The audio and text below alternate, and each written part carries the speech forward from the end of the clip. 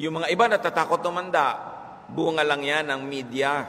Kasi maraming produktong dapat itinda, so tatakutin mo ang taong tumanda para bilisin ang bili ng pampabata. Kaya naman 70 years old na, mukha pang 10 anyos, hindi ba lalo namang nakakatakot yun? Ano ito? Maligno. Batang-bata ang mukha, banat na banat ang mukha, tapos pag nagsalita, let us sit down. Ay, si Impo na pala ito. Bakit mukhang teenager? Di ba? Tapos ang ganda-ganda ng mukha, tapos tinignan mo yung leeg, parang puno na ng nyog. Sabi nila, faces lie, but necks don't. So lagi ka ngayong naka-turtleneck kahit mainit. Lagi kang nakabandana. Ba't hindi mo ipakita yung leg mo? Sabi mo, yan ang badge of my courage. Diba? Kasama pa ako sa lumipol sa mga Kastila noong 1571. Baka magkamonumento ka pa.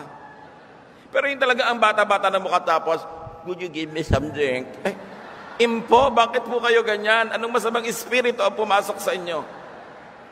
Yung iba takot na takot maging mahirap. Eh, majority ng tao sa planeta ang hihirap. Bakit naman buhay pa rin?